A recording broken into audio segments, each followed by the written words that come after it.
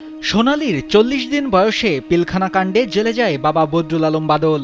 Jail থেকে জামিনে বেরিয়ে দেখেন সেই ৪০ দিনের সন্তান এখন ১৬ বছরের কিশোরী, প্রস্তুতি নিচ্ছেন এসএসসি পরীক্ষার। মাঝে কেটে গেছে ১৬ বছর।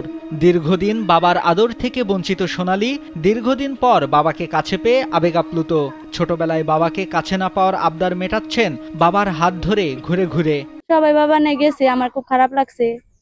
এখন খুব ভালো লাগতেছে, কারণ আমার বাবা ফিরাইছে বাড়িতে। এখন অবশ্যই ভালোই লাগবে। স্বামী না থাকায় ৪০ দিন বয়সী একমাত্র সন্তানকে নিয়ে মানবেতর জীবনযাপন করতে হয়েছে স্ত্রীকে। বাধ্য হয়ে আশ্রয় নিয়েছিলেন বাবার বাড়িতে। স্বামী ফেরার আশা ছেড়ে দিয়ে সন্তানকে নিয়ে দেখছিলেন স্বপ্ন। স্বামী ফিরে আসায় খুশি হলেও বিনা দোষে কারাভোগ ও বিডিআরের চাকরি ফেরত সহ ক্ষতিপূরণ চান স্ত্রী। অনেক কষ্ট ছিল, ছোট বাচ্চা ছিল, ৪০ দিন বয়সে বাচ্চা নিয়ে চলা খুব কষ্ট হয়েছিল। তারপরে এখান থেকে থাকার জন্য অনেকই করছে, তারপরেও কেউ নাই। তারপরে কয়বার কার কাছে থাকা যায়, অনেক কিছু করছে। তারপরে আমি বাড়িতে থাকছি, বাবার বাড়ি থেকে মেয়েটা মানুষ। কারাগারে থাকা অবস্থায় ছেলের শোকে অসুস্থ মা মারা যান ২০১৪ সালে, আর বাবা মারা যান ২০১৯ সালে। তাদের মৃত্যুর সংবাদ পেলেও মুক্তি মেলেনি প্যারোলে। শেষবারের মতো দেখা হয়নি তাদের মুখও। ২০০৫ সালে বিডিআরের চাকরি নেন টাঙ্গাইলের গোপালপুরের হেমনগর ইউনিয়নের নবগ্রামের আমজাদ হোসেনের ছেলে বদরুল আলম বাদল। বিস্ফোরক মামলায় ১৬ বছর কারাভোগের পর গেল ২৩ জানুয়ারি জামিনে বের হয়ে বাড়ি ফিরেছেন। পিলখানা হত্যাকাণ্ডের ঘটনায় জড়িত না থাকলেও ২ মাস পর আসামি করা হয় তাকে। চাকরিতে পুনর্বহাল, মামলা হতে অব্যাহতি সহ ১৬ বছরের পাওনাদি দেয়ার দাবি জানিয়েছেন তিনি। একটা মাত্র সুন্দর ৪০ দিনের বাচ্চা, তাকে আমি স্পর্শ করতে পারি নাই। এবং কি আমি জেলে থাকা অবস্থায় আমার আব্বা এবং আম্মা মারা গেছে, তাদেরকে আমি দাফন কাফন বা দেখতেও পারি নাই, তাদের কবরটাও আমি দেখতে পারি নাই। সম্পূর্ণ আমাদের উপর জুলুম করা হয়েছে।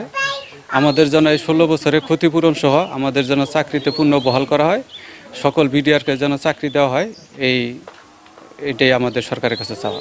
৪ ভাই ও ৩ বোনের মধ্যে বদরুল তৃতীয়। নুন আনতে পান্তা ফুরোনোর সংসারে মেধা ভালো থাকায় খেয়ে না খেয়ে বদরুলকে লেখাপড়া করিয়েছিল পরিবার। আর্থিক সচ্ছলতা ফেরাতে যোগ দিয়েছিল বিডিআরে। পিলখানার ঘটনায় আসামি হয়ে চাকরিচ্যুত হওয়ার পর পরিবারে আরও দুর্যোগ নেমে আসে। হতদরিদ্র বদরুলের পাশে দাঁড়ানো ও আর্থিক সহায়তার দাবি পরিবার ও এলাকাবাসীর। আমার এই ভাই নির্দোষ, 13 সালে ওরা নির্দোষী প্রমাণিত হয়েছে, অনাহুত এদের এই জেলখানায় ওইভাবে আটকায় রাখা হয়েছে। আমার ভাই নির্দোষ খলাস পাইছে। আমার ভাই নির্দোষ আছিল, আমার ভাইয়ের হুদাই আটকায় এনাক করছে। আমার ভাইয়ের কোনো দোষী না। আমার ভাইয়ের গ্রাম এলাকায় কত মানুষ, ব্যাপার মজলিসে এত মানুষ হয় না। আমার ভাইয়ের জন্য মাঝে সবাই চোখের পানি ফেলাইতেছে। শুধু ওখানে যাইতাম, চাচা আমাদের দিকে তাকায় কান্না করতো যে তোমাদের কিছু দিতে পারলাম না। আমি অনেক আশা করে চাকরিতে আসছিলাম, অনেক কষ্টের মাধ্যমে। তারপরে এগুলা বলে আর কি সান্ত্বনা দিত আমাদের, কিন্তু খুব কষ্ট লাগতো। বাপ মাও তো একজনে ৭ বছর বাইসা আসা, ওই অসুস্থ হইয়া কাঁদতে কাঁদতে তারা মরে গেছে দুজনে। যে নতুন সরকার যদি হয়, আমার অনুরোধ ও জানে আমার চাকরিটা ফেরত পায়। বিনা দোষে কারাভোগ করা বিডিআর সদস্যদের খালাস, ১৬ বছরের পাওনা পরিশোধ ও সম্মানের সাথে চাকরি ফেরত দিবে সরকার, এমনটাই প্রত্যাশা সকলের। নাইমুল হাসিব, কালবেলা।